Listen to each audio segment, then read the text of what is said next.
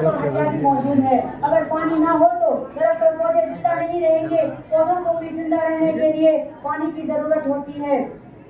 پودے اپنی خوراک خود بناتے ہیں, اس کی اپنی سے ہمیں آکسیجن ملتی ہے اور ہمارے ذریعہ نکلی کاربن ڈائی آکسائڈ گیس جو کم وزندار اور گرم ہوتے ہیں انہیں پودے ایبزارب کر ماحولیت کے مطابقت کو کنٹرول کرتا ہے.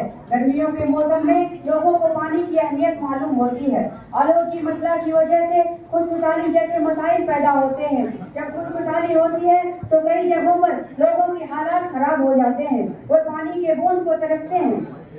جب درختوں اور پودوں کو پانی ملتا ہے تو اس میں پھل اور پھول آتے ہیں, یہاں تک کہ سبزی اور جانور بھی پتے کھا کر زندہ رہتے ہیں. اگر پانی نہ ہو تو درخت اور پودے زندہ نہیں رہیں گے. پودوں کو بھی زندہ رہنے کے لیے پانی کی ضرورت ہوتی ہے اور ہمارے ارد گرد درختوں اور پودوں کو ہمیشہ پانی دینا چاہیے, ان کا خیال رکھنا چاہیے اور درختوں کی کٹائی بند کی جانی چاہیے.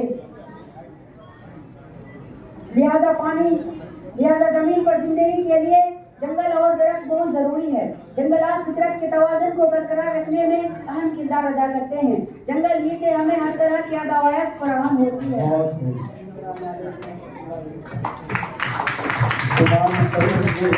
محمد عارف عالم مدرسہ سراج العلوم